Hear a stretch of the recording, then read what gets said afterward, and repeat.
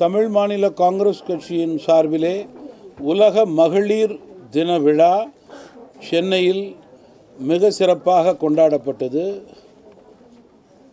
15 துறையை சார்ந்த மரியாதைக்குரியவர்களுக்கு விருது வழங்கும் விழா நடைபெற்றது. அனைத்து துறையை சார்ந்தவர்களும் அவர்கள் தாங்கள் துறையின் மூலம் முத்திரை பதித்தவர்களாகவே இங்கே வந்து விருது பெற்று சென்றிருக்கிறார்கள். மேலும் மகளிருடைய வளர்ச்சி நாட்டினுடைய வளர்ச்சி, பெண்கள் முன்னேற்றம் நாட்டின் முன்னேற்றம் என்ற ரீதியிலே தான் தமிழ் மாநில காங்கிரஸ் கட்சி பெருந்தலைவர் காமராஜர், மக்கள் தலைவர் மூப்பனாருடைய ஆசியோடு செயல்பட்டு கொண்டிருக்கிறது. அந்த வகையிலே இன்று மத்திய அரசு பிரதமர் நரேந்திர மோடி அவர்களது தலைமையிலே பெண்களுக்கான திட்டங்களுக்கு முன்னுரிமை கொடுத்து நாரி சக்தி என்ற பெயரிலே பெண்களுக்கு அவருடைய முன்னேற்றத்திலே தனி கவனம் செலுத்தி கொண்டிருக்கிறது என்பதை குறிப்பிட விரும்புகிறேன். சார், இப்போ எலெக்ஷன் வரும்போது முதற்கட்ட வேட்பாளர் பட்டியலாம் பாஜக வெளியிட்டாங்க. நம்ம தமிழ் மாநில காங்கிரஸ் சார்பாக இந்த வேட்பாளர் தேர்வு செய்கிறது எந்த சூழலில் இருக்குது, எந்த கட்டத்தில் இருக்குது, விருப்பமான இடங்களில் வந்து இன்று மதியம் தமிழ் மாநில காங்கிரஸ் கட்சியினுடைய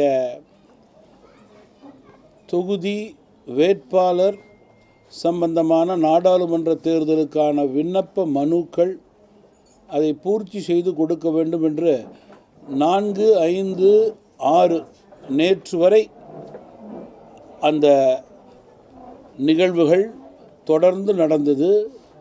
நேற்றைய தினம் கூட பல்வேறு மாவட்டங்களிலிருந்து ஆர்வமாக அதிக அளவிலே இயக்கத்தினுடைய பொறுப்பாளர்கள் தேர்தலிலே நிற்க வேண்டும் என்ற ஆர்வம் காட்டியதன் காரணமாக இன்று ஒரு நாள் 7ஆம் தேதி படிவங்கள் கொடுக்கக்கூடிய நிலையை நீட்டியிருக்கிறோம்.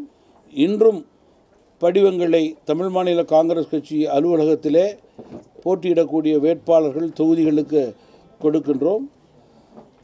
இன்றே தமிழ் மாநில காங்கிரஸ் கட்சியின் சார்பிலே ஒரு தேர்தல் குழு அறிவிப்பு வெளிவர இருக்கிறது. அந்த தேர்தல் குழு பாரதிய ஜனதா கட்சியினுடைய தேர்தல் குழுவோடு அமர்ந்து பேசி தொகுதி எண்ணிக்கை, தொகுதி கொடுத்து இறுதி முடிவு செய்யும் என்பதை தெரிவிக்க விரும்புகிறேன். தமிழ் மாநில காங்கிரஸ் கட்சிக்கு சைக்கிள் சின்னம் என்பது எங்களுடைய மிக முக்கியமான சின்னம், வெற்றி சின்னம் என்று நாங்கள் கருதுகிறோம். அந்த வெற்றி சின்னம் எங்களுக்கு கிடைப்பதற்கான ஆக்கப்பூர்வமான பணிகளிலே எங்களுடைய வழக்கறிஞர்கள் தேர்தல் ஆணையத்தை அணுகி தங்களுடைய பணியை முறையே சரியே ஆற்றி கொண்டிருக்கிறார்கள். அந்த சின்னம் கிடைக்கும் என்று நாங்கள் முழுமையாக நம்புகிறோம். சென்ற பாராளுமன்ற தேர்தலில் கூட அதிமுக பாஜக கூட்டணியிலே இருந்தபோது தனி சின்னத்திலே தமிழ் மாநில காங்கிரஸ் கட்சி போட்டியிட்டதை நினைவு கூற விரும்புகிறேன். இந்த பாஜக கூட்டணியில் டிடிவி தினகரன், ஓபிஎஸ் இணைவதற்கான சாத்தியக்கூறுகள் இருக்கா? ஏன்னா இதுக்கு முன்னாடி இந்த கூட்டணி அமைவதற்கான பேச்சுவார்த்தைகள் நீங்கள் அதிமுகவோட அந்த பேச்சுவார்த்தை தொடர்ந்து நீங்கள் வந்து இந்த கூட்டணியை பலப்படுத்துவதற்கான முயற்சிகளை மேற்கொண்டீங்க. இந்த சமயத்தில் டிடிவி தினகரன் அதாவது ஓபிஎஸ் இணைவதற்கான வாய்ப்பு இருக்கா?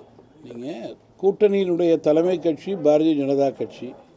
பாரதிய ஜனதா கட்சியை பொறுத்தவரையிலே பாரத பிரதமர் நரேந்திர மோடி அவர்களது தலைமையை ஏற்று செயல்படக்கூடிய கட்சிகள் 3வது முறையாக பாரதிய ஜனதா அரசு வெற்றி பெற வேண்டும் என்று நினைத்து தங்களோடு பயணிக்கக்கூடிய ஒத்த கருத்துடைய கட்சிகள் ஒன்று சேர வேண்டும் என்ற விருப்பத்தை கூறியிருக்கிறார்கள். அதற்கேற்றவாறு தமாகவை பொறுத்தவரையிலே தேசபக்தியுடைய கட்சிகளெல்லாம் இன்றைக்கு இந்தியாவை வலுப்படுத்த, பொருளாதார ரீதியாக பாதுகாப்பாக உயர்த்த இந்த அணியிலே சேர வேண்டும் என்பதுதான் எங்களுடைய விருப்பம். புதுச்சேரி விவகாரத்தை எப்படி பார்க்குறீங்க? புதுச்சேரி என்று நான் தனியாக கூற மாட்டேன். புதுச்சேரியிலே நடந்திருக்கிறது வருத்தம், அதிலே மாற்று கருத்து கிடையாது. அது முதல்வரும் அந்த மாநிலத்துடைய அமைச்சருமே கடுமையான நடவடிக்கைகளை எடுக்கிறார்கள் என்பதிலும் மாற்று கருத்து கிடையாது. உலகளவில் இந்தியாவில் எந்த மூலை முடுக்கில் இதுபோல மிருகத்தனமான விஷயங்கள் நடைபெறுகிறதோ அது 100% உடனடியாக கண்டிக்க வேண்டியது. நான் ஏற்கனவே கூறியது போல தனி மனித ஒழுக்கத்திற்கு இழுக்கு ஏற்படும் வகையிலே இதுபோன்று யாராவது நடந்து கொண்டார்களேயானால் முதல் விசாரணையிலே உண்மை தெரிந்தால் தூக்கு தண்டனை கொடுக்க வேண்டும் என்பதுதான் தமாகவினுடைய வேண்டுகோளாக இருக்கிறது. அதை மீண்டும் மீண்டும் தமாக வலியுறுத்துகிறது. பாதகம் செய்பவரை கண்டால் நாம் பயங்கொள்ளலாகாது பாப்பா, மோதி மிதித்து விடு பாப்பா, அவர் முகத்தில் உமிழ்ந்து விடு பாப்பா. அண்மை செய்திகளை உடனுக்குடன் தெரிந்து கொள்ள இணைந்திருங்கள் இயம்நாடு தொலைக்காட்சியுடன்.